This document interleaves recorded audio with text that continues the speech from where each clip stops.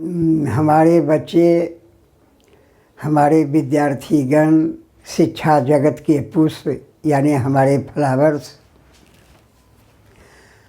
आज तुम लोगों को हम भर्व के बारे में बतावेंगे। ज़रा ध्यानपूर्वक, खूब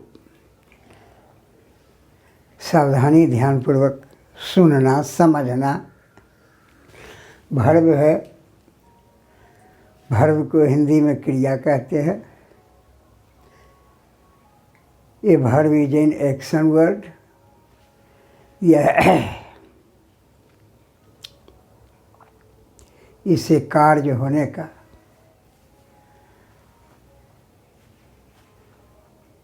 काम होता है। भर्व के दो भेद हैं। पहला ट्रांजिटिव,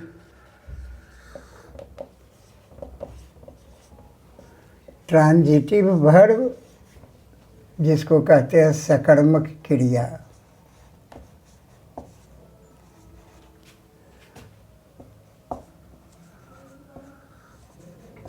और दूसरा इनट्रांजिटिव भर्व।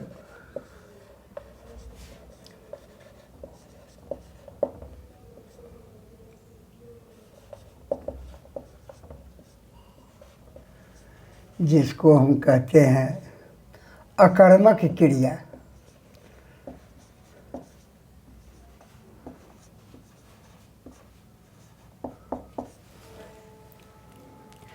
ट्रांजिटिव भर्व क्या है?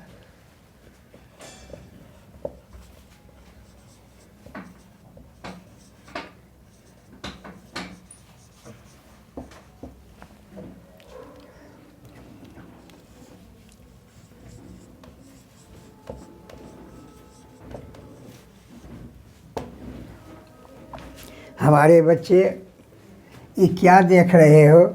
ही reads a book, I beat him. यहाँ रीड क्रिया जो है,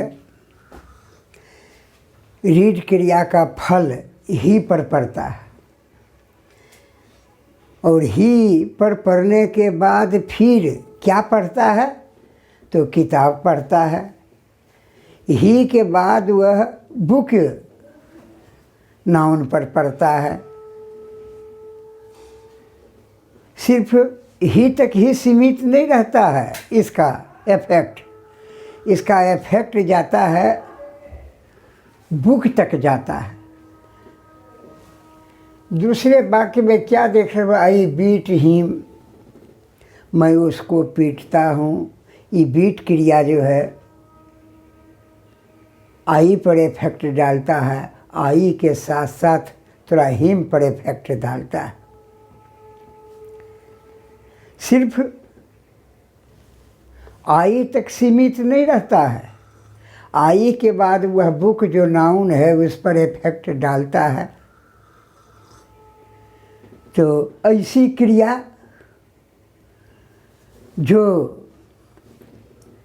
कर्ता के साथ साथ दूसरे नाउन, प्रोनाउन पर जो इफेक्ट डालता है, वैसी क्रिया को हम सकर्मक क्रिया, ट्रांजिटिव भर्व कहते हैं। और जो नाउन प्रोनाउन रहता है उसे हम ऑब्जेक्ट कहते हैं। बात समझ में आ गई होगी। दो बात हुआ कि सकर्मक क्रिया किसे कहते हैं और ऑब्जेक्ट किसे कहते हैं। वह भर्व, उसे ऑब्जेक्ट कहते हैं। और वैसी क्रिया जो कर्ता तक ही सीमित रह जाती है, जिसका इफेक्ट, फल, प्रभाव कर्ता तक ही सीमित रह जाती है, वैसी क्रिया को हम इंट्रांजिटिव भर्व कहते हैं। जैसे उदाहरण हम देते हैं, एग्जाम्पल।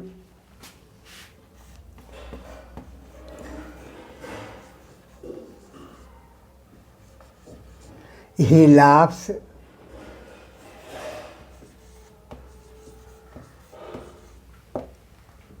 I walk,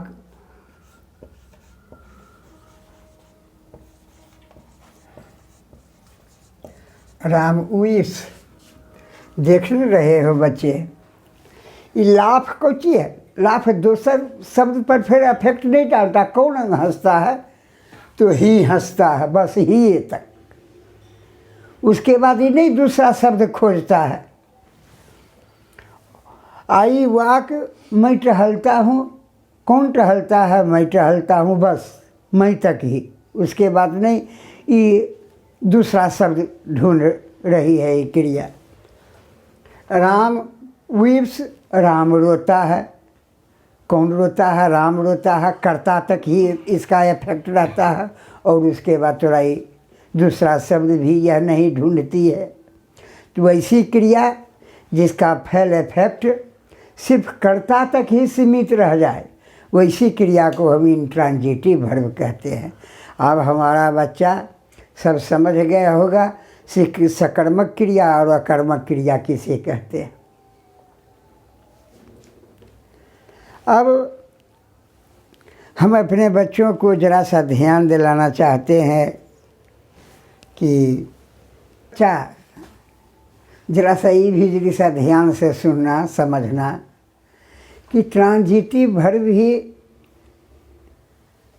3 तरह का होता है।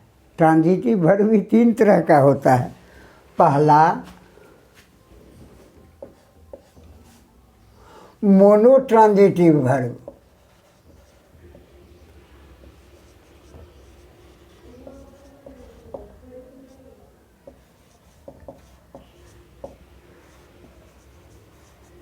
दूसरा die.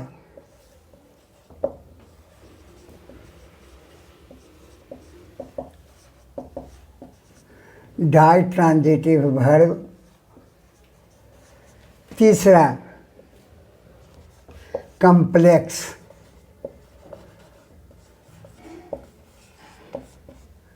Complex transitive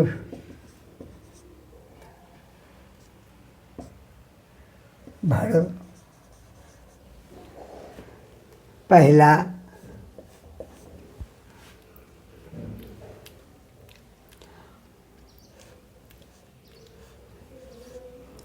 he reads a book। दूसरा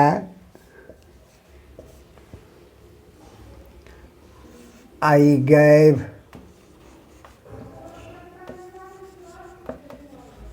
him a book।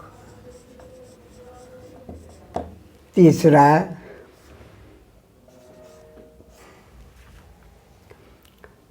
he kept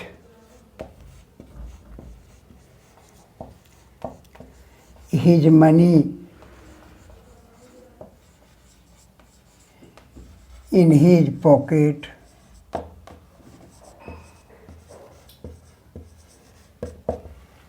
बच्चे एक उदाहरण दे रहे हैं, समझना कि मोनो माने एक होता है। केमिस्ट्री में भी पढ़ता होगा। मोनो माने 1, डाई माने 2, ट्री माने 3, टेट्रा माने 4, पेंटा माने 5, सेक्सा माने हेक्सा माने 6, सेप्टा माने, ये कुल पढ़ता होगा। तो मोनो माने एक होता है। मोनो ट्रांजिटिव वर्ब का मतलब हुआ कि वैसी क्रिया जो एक ही ऑब्जेक्ट लेने पर वह पूर्ण अर्थ देती है। मोनो ट्रांजिटिव वर्ब का क्या डिफिनेशन हम दिए कि वैसी सकर्मक क्रिया जो एक ही ऑब्जेक्ट लेने पर वह पूर्ण अर्थ कंप्लीट मीनिंग देती है।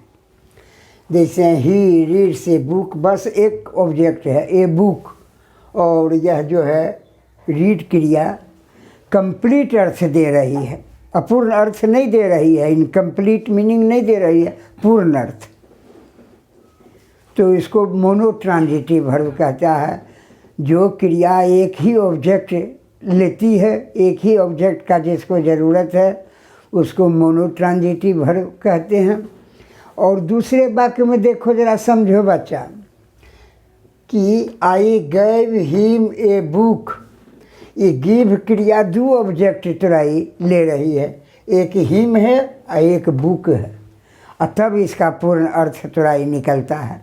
अगर एक ऑब्जेक्ट रखेंगे तो पूर्ण अर्थ नहीं निकलेगा, इसलिए दो ऑब्जेक्ट ही लेती है।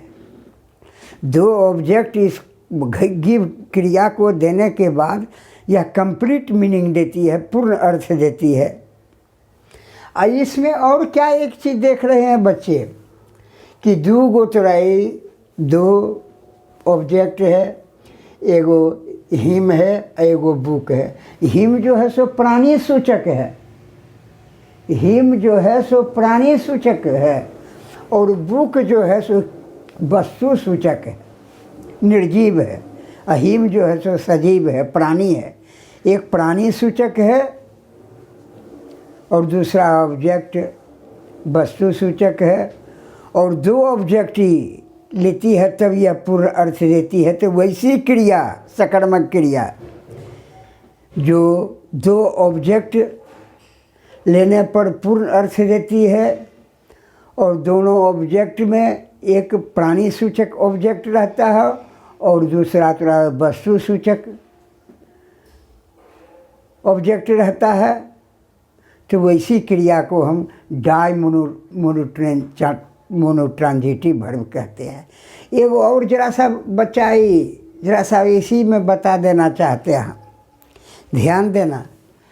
इसमें जो है हिम जो है प्राणी सूचक ऑब्जेक्ट, इसको हम इनडायरेक्ट ऑब्जेक्ट कहते हैं। और ये वस्तु सूचक जो बुक है इसको हम थोड़ा ही डायरेक्ट ऑब्जेक्ट कहते हैं। ती भी ध्यान रखना कि डायरेक्ट ऑब्जेक्ट और इनडायरेक्ट ऑब्जेक्ट किसे कहते हैं। जो वस्तु सूचक रहता है उसे डायरेक्ट ऑब्जेक्ट, और जो प्राणी सूचक रहता है उसे हम इनडायरेक्ट ऑब्जेक्ट कहते हैं। इसको ध्यान देना। एक बात ये भी बता दिए। अब तीसरा वाक्य में देखो हमारे बच्चे, he kept his money in his pocket. ये कीप क्रिया जो है यह कैसे पूर्ण अर्थ दे रही है कि एक ऑब्जेक्ट देती है, और इन हिज पॉकेट जो हुआ सो कम्प्लीमेंट है। ये कम्प्लीमेंट का काम थोड़ा ही कर रहा है। तो वैसी क्रिया जो एक ऑब्जेक्ट और एक कम्प्लीमेंट लेने पर पूर्ण अर्थ देती है, वैसी क्रिया को हम सकर्मक क्रिया को हम कम्प्लेक्स ट्रांजिटिव वर्ब कहते हैं। अब हम समझते हैं कि हमारा बच्चा अगर ध्यान देगा तो यह 5 चीज़ समझ में चल आवेगा। डायरेक्ट ऑब्जेक्ट, इनडायरेक्ट ऑब्जेक्ट, और mono transitive verb, di transitive verb, और तुराई तीसरा कम्प्लेक्स ट्रांजिटिव वर्ब। तो हमारा बच्चा जरा सा ध्यान से मन लगा करके सुनना और फिर पढ़ करके इसको समझना। ऑब्जेक्ट भी दो बताए, एक डायरेक्ट ऑब्जेक्ट एक इनडायरेक्ट ऑब्जेक्ट, और ज़रा सा बढ़ा देते हैं। ऑब्जेक्ट 5 तरह का होता है।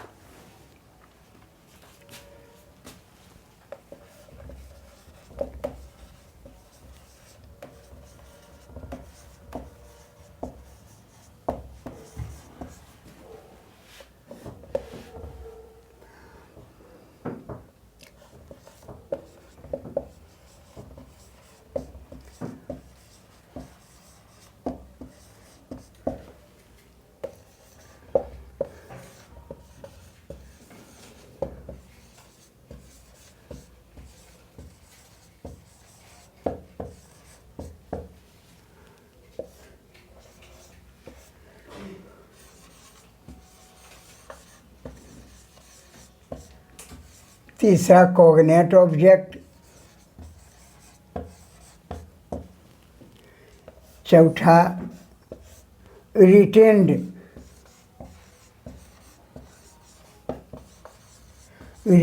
ऑब्जेक्ट,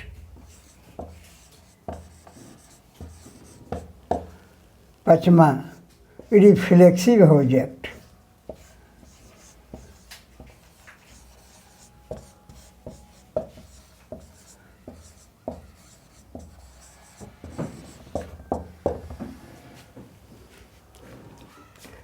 हमारे बच्चे डायरेक्ट ऑब्जेक्ट और इनडायरेक्ट ऑब्जेक्ट के बारे में तो बता दिए।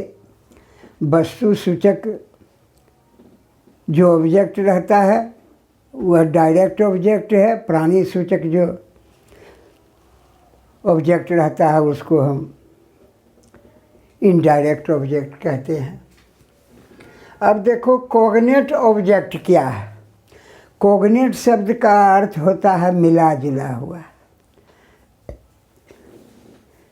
जब वर्ब और ऑब्जेक्ट दोनों मिला जुला हुआ रहता है तो वैसे ऑब्जेक्ट को हम थोड़ा ये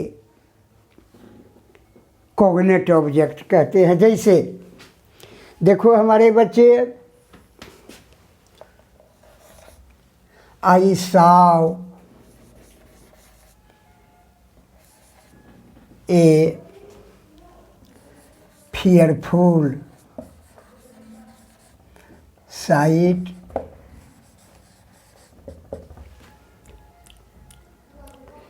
I saw a fearful sight.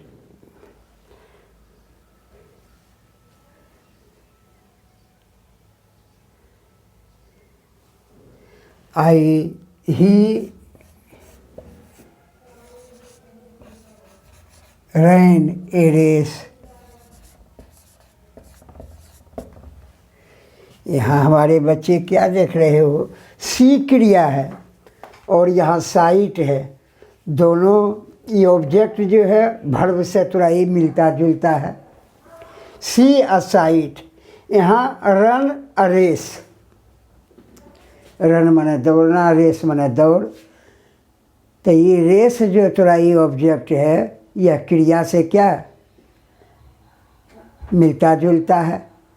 तो वैसा ऑब्जेक्ट जो क्रिया से मिलता जुलता हो वैसे ऑब्जेक्ट को हम थोड़ा कॉग्नेट ऑब्जेक्ट कहते हैं। यहाँ रेस जो हुआ, यहाँ साइड जो हुआ, ये कॉग्नेट ऑब्जेक्ट है, वर्ब से मिलता जुलता है।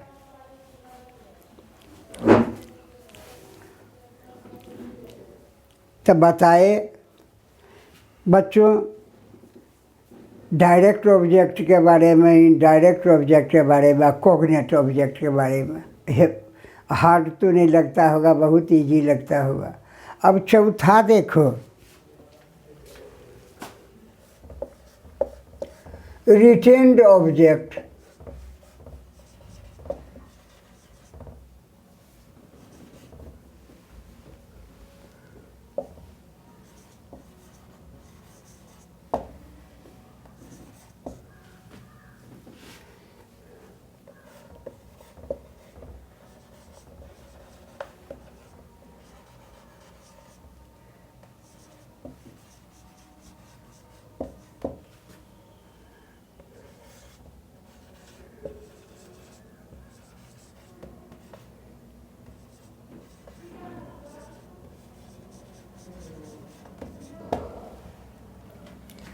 रिटेन्ड माने होता है जहाँ का तहाँ कायम रहना। यहाँ देखते हो एक्टिव वॉइस में क्या है, ही गैव मी ए बुक, और उसका पैसिव जब वॉइस जब किए तो I was given a book.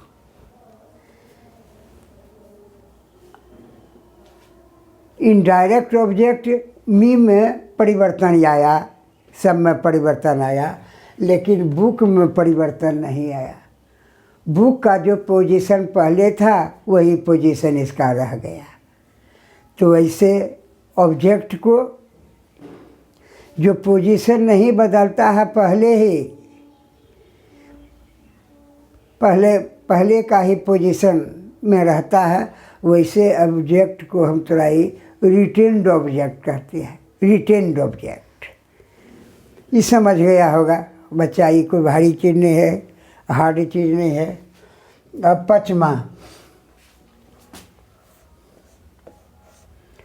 पचमा reflexive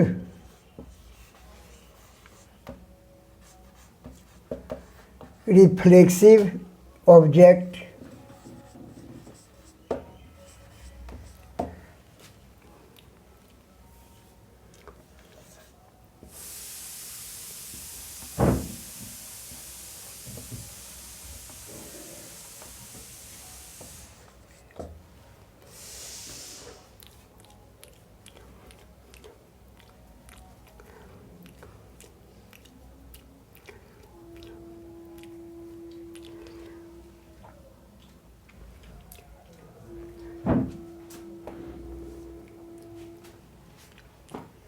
पाँचवा देखो हमारे बच्चे, ये जो लिखाए थे आई माई मी माइन मी सेल्फ, वो मी सेल्फ जो है, मी सेल्फ हुआ, आवर सेल्फ हुआ, हिम सेल्फ हुआ, योर सेल्फ हुआ, योर सेल्फ हुआ, देम सेल्फ हुआ, वे सब रिफ्लेक्सिव प्रोनाउन है। और ऐसा ऑब्जेक्ट, ऐसा वर्ब जब जिसका सब्जेक्ट और ऑब्जेक्ट एक ही रहता है, सब्जेक्ट और ऑब्जेक्ट एक ही रहता है। यहाँ पर देख लो आई है और इसी का तोड़ाई है, प्रतिरूप तोड़ाई मिसेल्फ है। वैसी क्रिया जिसका सब्जेक्ट और ऑब्जेक्ट एक ही रहता है, वह रिफ्लेक्सिव ऑब्जेक्ट कहलाता है। ये सब है रिफ्लेक्सिव ऑब्जेक्ट। इट सेल्फ हुआ, वन सेल्फ हुआ, मी सेल्फ हुआ, आवर सेल्फ हुआ, हिम सेल्फ हुआ, देम सेल्फ हुआ, ये सब 5, 7, 8 को जो है सब रिफ्लेक्सिव ऑब्जेक्ट है।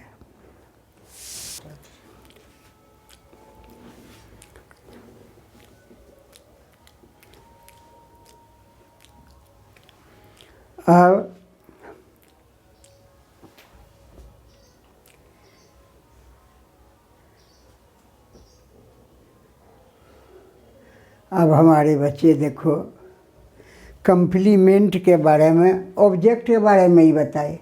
अब कंप्लीमेंट,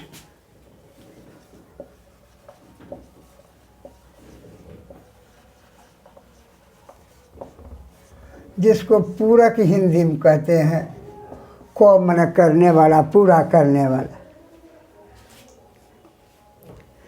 पूरा करने वाला उसको पूरक कहते हैं। कंप्लीट माने पूरा करना, अकम्प्लीमेंट माने वह शब्द जो किसी को पूरा करता है। जरा ध्यान से सुनना, जैसे ही इज, ही रीड्स बोलेंगे तब तो पूरा हो गया कि वह पढ़ता है। लेकिन हम तुम्ही लोगों से पूछते हैं बच्चे, ही इज अगर इज क्रिया है, अगर इतना लिख करके छोड़ दे तो अर्थ पूरा निकलता है। ये अर्थ पूर्ण वाक्य है, अधूरा वाक्य है, पूरा अर्थ नहीं निकलता है। ये भी तुम जानते हो कि ही जो हुआ सब्जेक्ट, ये जो हुआ से प्रेडिकेट हुआ। ये प्रेडिकेट जो है तो इनकम्प्लीट प्रेडिकेशन में है, पूरा अर्थ नहीं दे रहा है। अगर कुछ यहाँ पर लिखोगे तब भले इज क्रिया जो है सो पूरा अर्थ देगी। मान लो यहाँ पर लिख दिए ही इज एन एक्टर, अब यह पूर्ण अर्थ देने लगा। एन एक्टर लिखने के बाद अब यह इज क्रिया जो है सो इसका पूरा अर्थ, अब यह सार्थक वाक्य हो गया। तो वैसी क्रिया जो अपूर्ण अर्थ देती है और अपूर्ण अर्थ को पूरा करने के लिए क्रिया के बाद जो शब्द लिखा जाता है, वैसे शब्द को हम कहते हैं कंप्लीमेंट। वैसे शब्द को क्या कहते हैं? कंप्लीमेंट। कंप्लीमेंट बहुत रूप में रह सकता है बच्चा। जैसे देखो ही इज एन एक्टर, ये कौची है? नाउन है, ये नाउन है। कंप्लीमेंट जो है सो नाउन का काम कर रहा है। He is asleep, asleep adverb है, ये एडवर्ब है complement.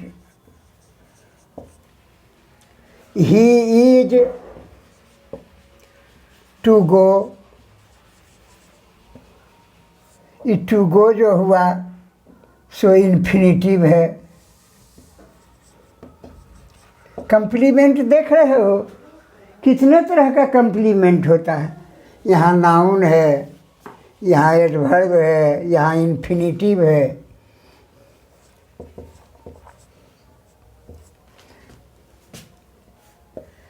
He is, what he was. अब व्हाट ही वाज जो हुआ ये क्लाउज है। कम्प्लीमेंट देख रहे हो कितने तरह का है।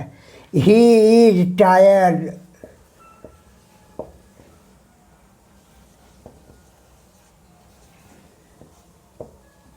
ये टायर्ड जो है सो कुछ ही है,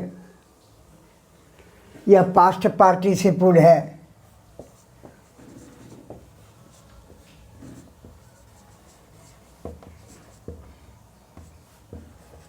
कितने तरह का कम्प्लीमेंट देख रहे हो, बहुत तरह का कम्प्लीमेंट होता है। यहाँ नाउन है, तो यहाँ एडवर्ब है, तो यहाँ इन्फिनिटिव है, तो यहाँ क्लाउज है, तो यहाँ पार्टिसिपल है, और बहुत तरह का कम्प्लीमेंट। तो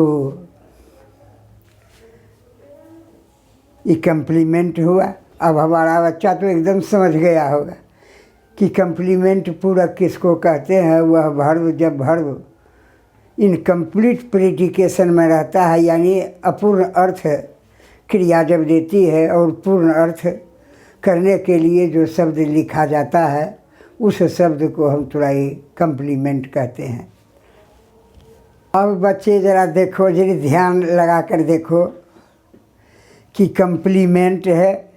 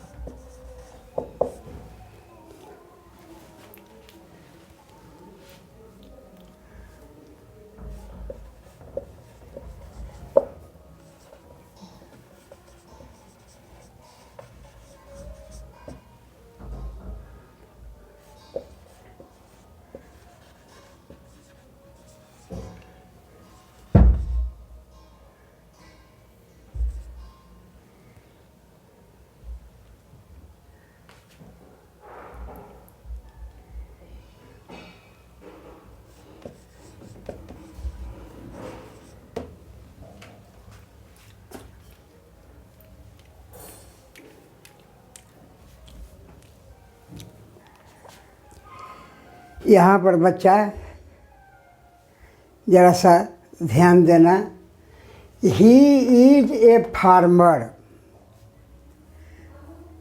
यह फार्मर जो कम्प्लीमेंट है यह कौन है? ही है। He is a farmer, farmer कौन है? तो फार्मर सब्जेक्ट है, ही है। तो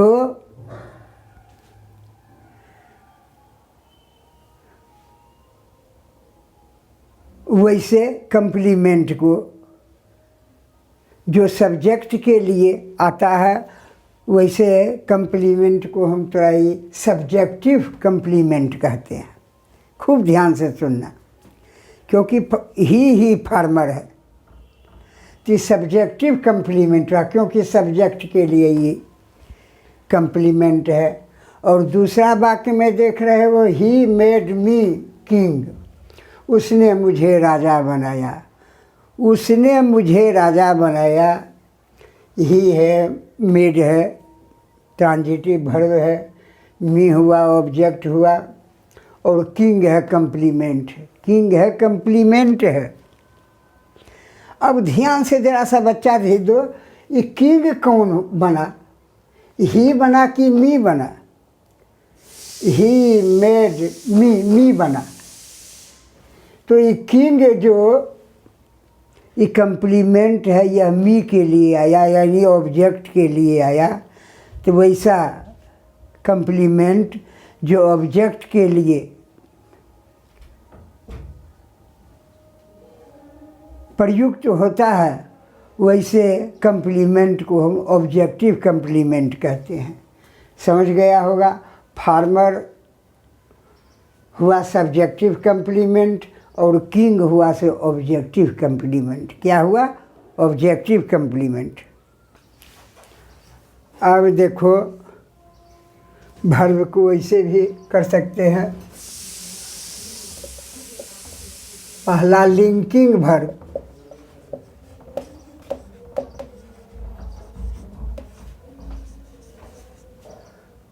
दूसरा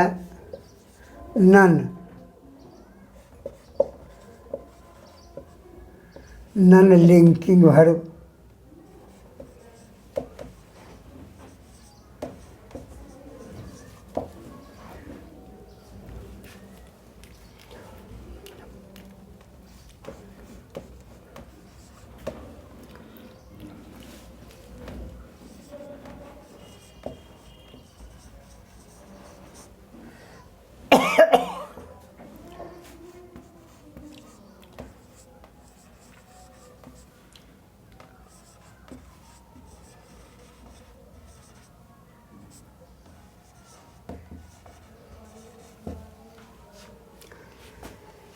यहाँ पर क्या देख रहे हो? लिंक बने होता है जोड़ना। लिंक बने जोड़ना यानी कनेक्ट करना, कोई भारी चीज़ नहीं है। ही इज ए प्लेयर, और प्लेयर कौन है? तो ही है।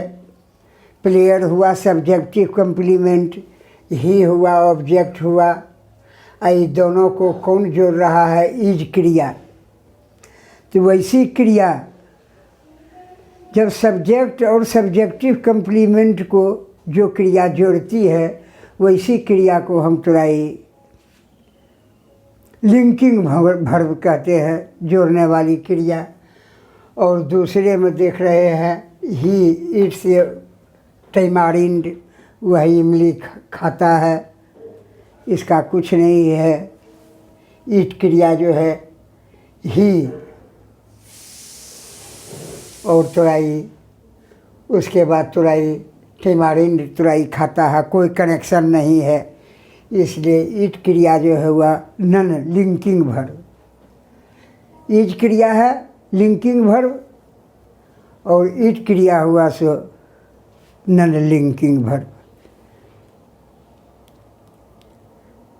कट कर रूप में पहला अस्टेटिव वर्ब,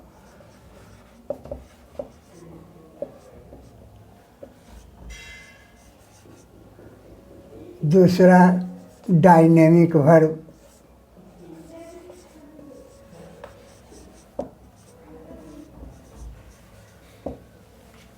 अस्टेटिव माने स्थूल होता है, डायनेमिक माने गतिशील होता है। वैसी क्रिया जो शरीर के अंग से काम नहीं करती है, वैसी क्रिया को हम तुराई, जो सिर्फ मस्तिष्क से ही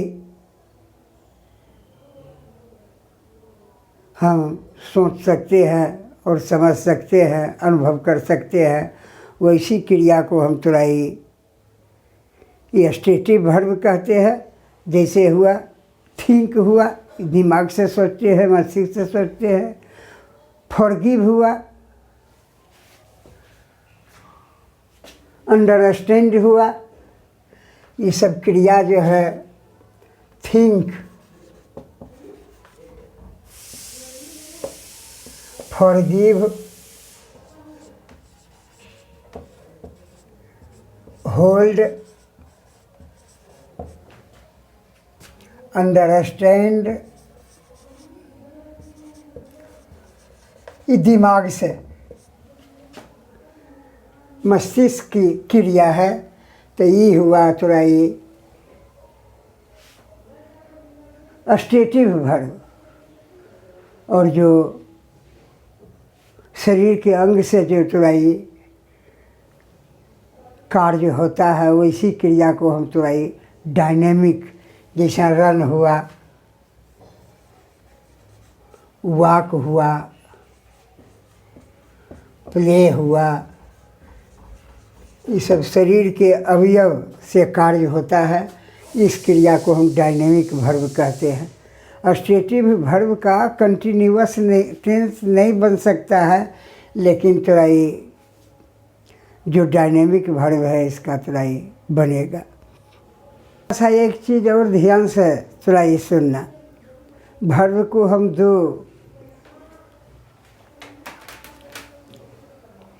भागों में बांट सकते हैं। और पहला फाइनाइट वर्ब, दूसरा non finite verb.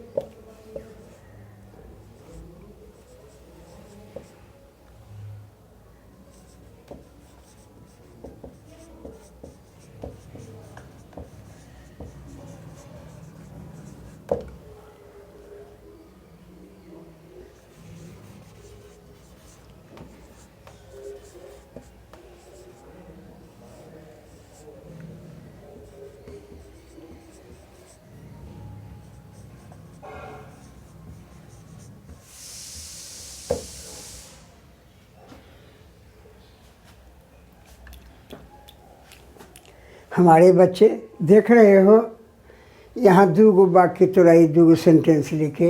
He eats a piece of bread, they eat a piece of bread.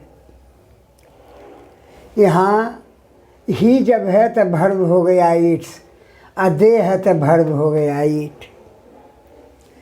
यानी वैसी क्रिया जो कर्ता के नंबर और पर्सन के अनुसार प्रयुक्त होती है। फाइनाइट बने होता है सीमित, वह सीमित क्रिया है, वह कर्ता के अनुसार क्रिया प्रयुक्त रहती है वाक्य में।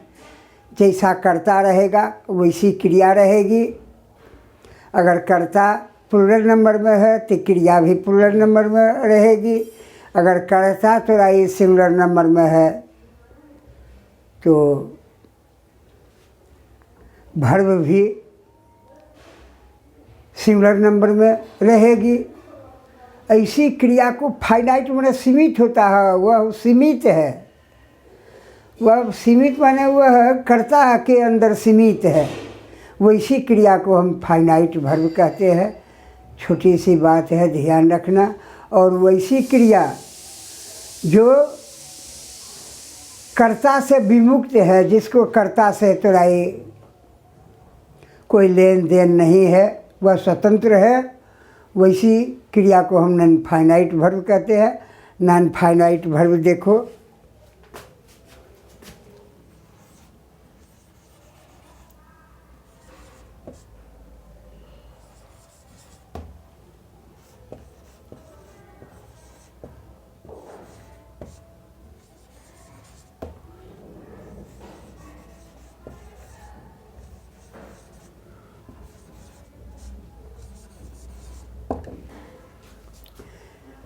आगे हम इसके बारे में बहुत कुछ बताएंगे, फाइनाइट वर्ब और नॉन फाइनाइट वर्ब के बारे में। लेकिन अभी इतना बच्चे हमारे समझ लो। अभी देख रहे हो नीचे, I am to go, he is to go, they are to go. क्या क्या तमाशा देख रहे हो। आई के जब है तो एम हो गया, ही है तो इज हो गया, दे है तो आर हो गया। कर्ता बदलता है तो क्रिया बदलती है। यह फाइनाइट वर्ब हुआ। Am is are finite verb है, कर्ता के अनुसार इसको थोड़ा ये चलना है। और यही क्रिया क्या देख रहे हो, टू गो, इसमें भी टू गो है, टू गो इसमें भी टू गो है। यह देख रहे हो टू गो, इसमें भी टू गो है। इसमें कोई परिवर्तन नहीं आ रहा है, यह कर्ता से मुक्त है। आई रहे, ही रहे, चाहे दे रहे, चाहे बॉयज रहे, कुछ भी रहे, इसमें कोई परिवर्तन नहीं होगा। तो वैसी क्रिया जो कर्ता से विमुक्त है, जिसको कोई कर्ता नहीं है, वैसी क्रिया को हम नॉन फाइनाइट वर्ब कहते हैं। आगे हम पढ़ावेंगे। नॉन फाइनाइट वर्ब 3 तरह का होता है, इन्फिनिटिव, जिरंड और participle, present participle perfect participle सब पढ़ावेंगे आगे चलना। अभी बस इतना ही ध्यान रखना, ये सब जो बताए थोड़ा बहुत करके हम बता दिए। ठीक है।